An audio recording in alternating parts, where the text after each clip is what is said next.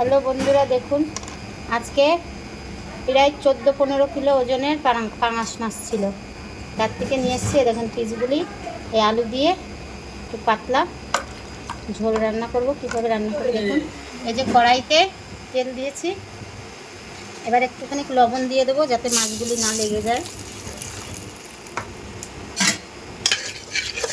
এই মাছে সবসময় অল্প তেল দিতে হবে, কারণ এর মাছের থেকে তেল উঠবে।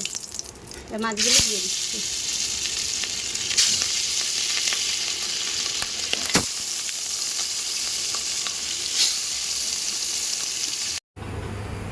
মাছ ভাজা হয়ে গেছে। এবার এই যে কড়াইতে আর তেল দেবো না, যেটুকুনি আছে তাতে আমার হয়ে যাবে। এই যে তেজপাতা দিলাম, জিরে ফোড়ন দিচ্ছি,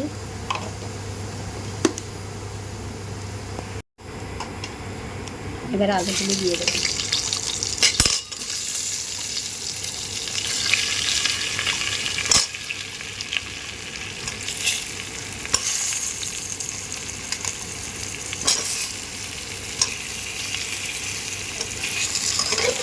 আলুগুলি একটু লাল লাল করে ভাজা ভাজা করবো।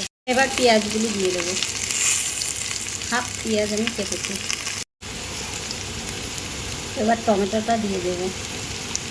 আর এখানে বাটা আছে আপনার আর একটুখানি আদা, জিরে, ধনে, পাকা লঙ্কা, লবণ, হলুদ, এটাও দিয়ে দেবো।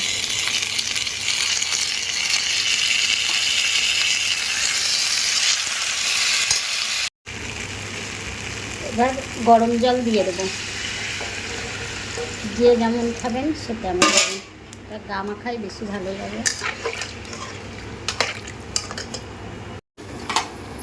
এবার ঝোলের মধ্যে মাছগুলি দিয়ে দেবো।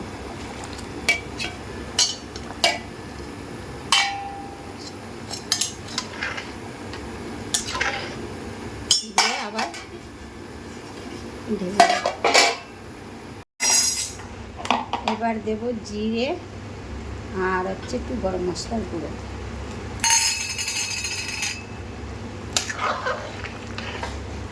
তরকারি আমার হয়ে গেছে, এবার নামিয়ে দেবো। কালারটা দিয়ে